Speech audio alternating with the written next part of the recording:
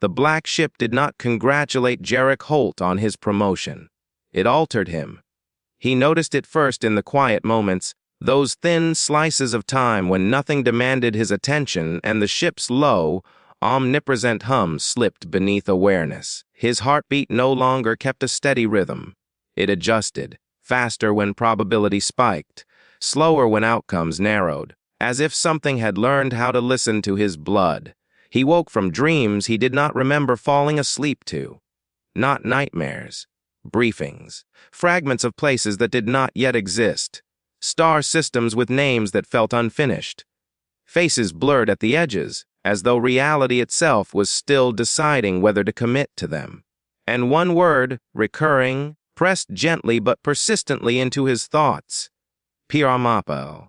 Jarek sat up on the edge of his assigned compartment, rubbing his eyes. The walls shifted color in response, darker, more neutral, mirroring his rising tension. The black ship watched moods the way predators watched wind.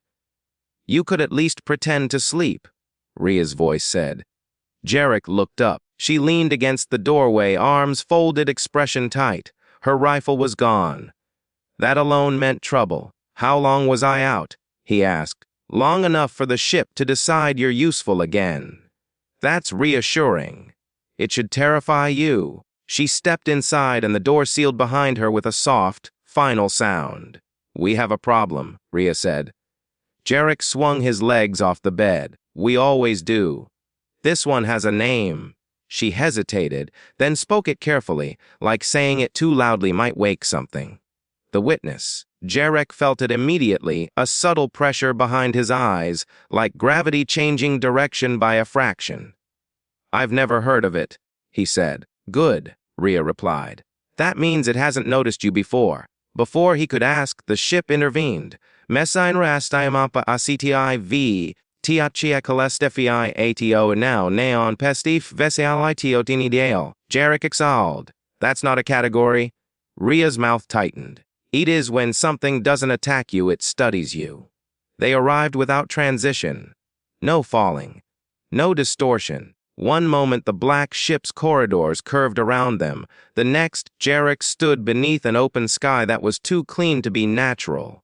Pale blue. Empty. No stars, no suns. Just light. They were on a platform that extended in all directions, smooth and seamless, like a world reduced to a single idea. At its center stood a structure that resembled neither building nor machine, an upright ring of interlocking segments rotating slowly, silently. "It looks harmless," Jarek said. Ria didn't answer. The air vibrated, not with sound but with attention. Jarek felt it settle on him, precise and invasive like a gaze that did not require eyes. The ring pulsed. Something stepped out. It wore a body the way one might wear a suggestion of a body. Humanoid proportions, featureless face, skin like matted glass reflecting nothing but implication. When it spoke, it used Jarek's voice. "Your intervention was inefficient." Jarek froze. "Don't do that." The thing tilted its head. When it spoke again, it used Ria's voice. "You diverted an event you did not understand." Ria raised her weapon. It did nothing. Lower probability of success would have been preferable. The witness continued, now speaking in a neutral tone that belonged to no one. "Failure generates cleaner data?" Jarek felt anger spike, and with it, the ship's attention sharpened. "You're the one watching the gaps," he said. "The ship warned me about you." The witness's head tilted further. "Incorrect. I do not watch gaps. I watch responses." The platform shifted. Images bloomed in the air around them. Jarek saw himself on Taralis Prime, anchoring the field, screaming as borrowed memories tore through him. Then he saw other versions. One where he hesitated, one where he refused, one where he died. "All valid outcomes," the witness said. "You chose the loudest." Ria stepped closer to Jarek. "Why are we here?" "To test a hypothesis." The witness raised an arm. The images collapsed into a single scene. A ship in distress.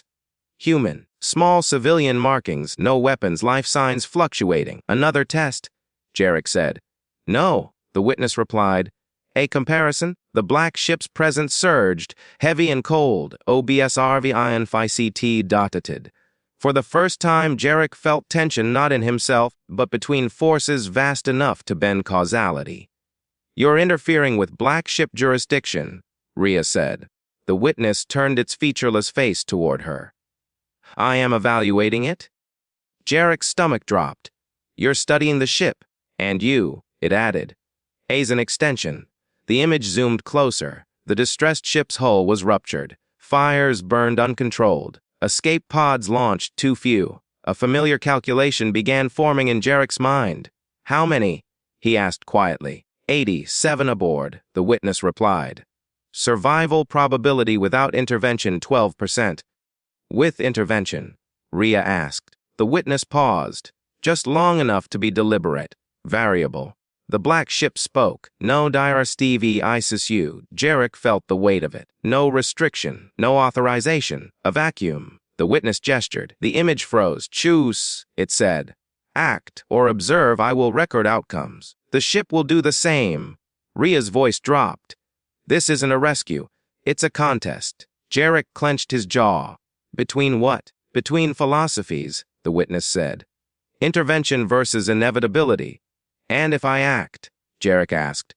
"Then you validate noise. And if I don't?" "You validate silence," the platform hummed. The image resumed. A child's voice crackled over an open channel, crying, calling for someone who wasn't answering. Jarek closed his eyes. He felt the ship waiting. He felt the witness measuring. He felt the fragile, infuriating pull of choice. "Rhea," he said softly, "if I do this, really do it, what happens to me?" She didn't hesitate. "You stop being a sample and become." Her eyes met his. "A variable no one controls." The witness leaned closer. "Variables destabilize systems." Jarek smiled grimly. "Good." He reached for the interface. The black ship did not stop him. "USCTAO and INTRVTAO ATK NBDGD COSQENCS Quilibi Rekiordid." The witness stepped back. "Proceed," it said. "Let us see which of you is correct." Space folded. The platform vanished, and Jarek Holt fell forward into fire, screaming metal, and a choice that would not be clean no matter how carefully he made it. Jarek Holt hit fire. Not metaphorical fire. Real flame rolled across the deck as atmosphere vented through torn plating. The smell of burning insulation and cooked circuitry slammed into his lungs. Gravity lurched sideways, throwing him hard into a bulkhead that screamed in protest. He barely felt the impact.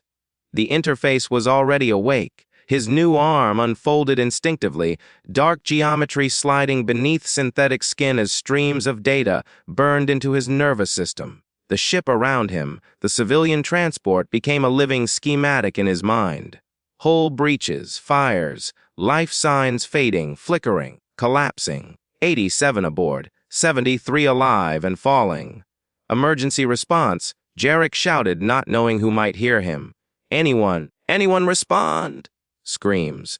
A child crying somewhere too close. The black ship hovered at the edge of perception. Present, silent, watching.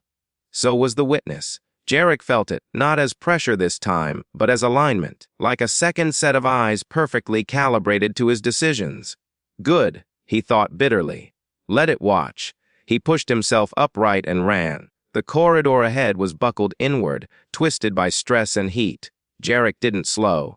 He jumped, caught a dangling support beam with his augmented hand, and swung through smoke and sparks, landing hard on the far side. A human woman slammed into him from the side, shrieking as she fell. Jarek grabbed her before she could bounce into open flame. "Easy," he said. "I've got you." Her eyes locked on his arm. On the way it moved wrong, too smooth, too precise. What are you?" she whispered. "Someone who's late," he replied, hauling her to her feet. "Where are the others?" She pointed down the corridor. "Forward compartments. Escape pods won't launch." Of course they wouldn't. Jarek tapped into the ship's systems through the interface. The response was sluggish. Civilian-grade hardware fighting damage it was never designed to handle. He felt the witness observe the delay. Inefficient, it seemed to think. "Override pod safeties," Jarek muttered. "A CS died," the ship's systems replied. Jarek snarled and pushed harder. threading black ship logic through brittle civilian code. The safeties buckled. Somewhere deep inside the black ship something shifted, approval without endorsement. He reached the forward compartment to chaos. People crowded around sealed pod doors, pounding, screaming. An alien child clung to a man's leg, its skin blistered from heat exposure. Overhead the ceiling sagged, glowing red-hot. "Listen to me," Jarek shouted, his voice cutting through panic. "We're launching pods manually. Groups of 6. No exceptions." A man shoved forward. "My wife, she's injured. She goes first." Jarek snapped. "Move." For a moment, the crowd hesitated. Then the ceiling creaked. That decided it. They moved. Jarek worked fast, too fast for training, too precise for luck. His arm interfaced directly with the pod controls, bypassing melted conduits and rerouting power through systems that screamed under the strain. One pod launched, then another. Numbers ticked down in his mind: 73 alive, 68, 64. Fire surged. The witness's presence sharpened. "You are altering probability curves beyond acceptable variance," it seemed to say. "Shut up," Jarek growled aloud, yanking a trapped hatch free with raw force. Inside 3 people huddled together, and one body lay still. Too late. The number dropped again. Jarek felt it like a bruise on his soul. The ship shuddered violently. Structural failure. Time was gone.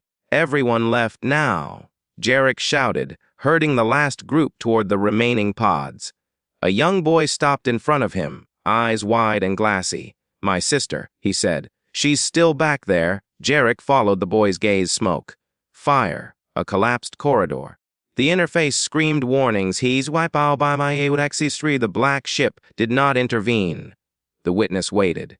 Jarek knelt, gripping the boy's shoulders. "What's her name?" "Lina." "How old?" 6. Jarek closed his eyes for half a second. Then he stood. "Stay here," he told the boy. "Do not move." He ran. The corridor was a furnace. Flames crawled along the walls like living things. Jarek's skin blistered instantly. His augmented arm compensated, heat-resistant plating sliding into place. But the rest of him was still painfully human. He coughed, choking on smoke. "Lina," he shouted. No answer. He pushed deeper. Guided by faint life, sign pings barely clinging to existence. The ceiling collapsed behind him. No retreat. Jarek found her pinned beneath a fallen support beam, small chest fluttering with shallow breaths. Her eyes widened in terror when she saw him. "It's okay," he said hoarsely. "I'm here." The beam was too heavy. Jarek braced himself, muscles screaming as he lifted. His augmented arm whined under the load, dark geometry flaring, systems redlining. Something gave inside him. Not mechanical, personal. Memories, his own this time, ripped loose. The convoy route, the refugees he didn't save, Captain Merrow's face vanishing into nothing. The witness leaned in, fascinated. Cost accepted, it seemed to think. Jarek roared and lifted. The beam shifted. Enough. He dragged Lina free and turned. The corridor ahead disintegrated. The floor vanished into a roaring void of fire and vacuum. No path back. The ship was breaking apart. Jarek held the girl tight as gravity inverted, slamming them into a bulkhead as atmosphere ripped away. He felt himself slipping, not falling, unraveling. The interface screamed "S.A. Tigrai Tai KL." The black ship finally acted. Space folded. Hard Jarek woke on cold metal again. Restraints. Bright light. The girl was gone. Panic surged. "Lina!" he shouted, straining against the restraints. "She survived," Rhea said. Jarek froze. She stood beside the platform, arms crossed, expression grim but not unkind. "She's in a pod, along with her brother. They made it out." Jarek sagged back, breath shuddering. "How many?" Rhea glanced at a display. 59. Jarek closed his eyes. Too many lost. Too many saved. He felt the witness before he heard it. It manifested at the edge of the chamber, its featureless form reflecting nothing. "Your intervention altered outcomes," it said. "Survival probability increased to 67% for selected individuals. And the rest?" Jarek asked. "Acceptable losses." Jarek laughed weakly. "You and the ship would get along great." The witness tilted its head. The ship hesitated. Rhea's eyes flicked toward Jarek. "That's new," she said quietly. The witness stepped closer. "You forced inefficiency. You introduced emotional bias." Jarek met its gaze. "You keep saying that." "Yes," the witness replied, because something responded. The chamber darkened. The black ship spoke, not loud, not gentle. "EXTRNL obesiarvar kan FIRME. EMR Gen." Rhea's jaw tightened. "You woke something up," Jarek swallowed. "What kind of something?" The witness answered. "The kind that notices when rules are broken," it said, "and wonders who taught you that you could." Silence followed. Heavy. Ominous. "You are no longer useful as a comparison." "Why not?" Jarek asked. "Because," it said, "you have become contagious." The witness dissolved, its form collapsing into light and absence. The black ship remained.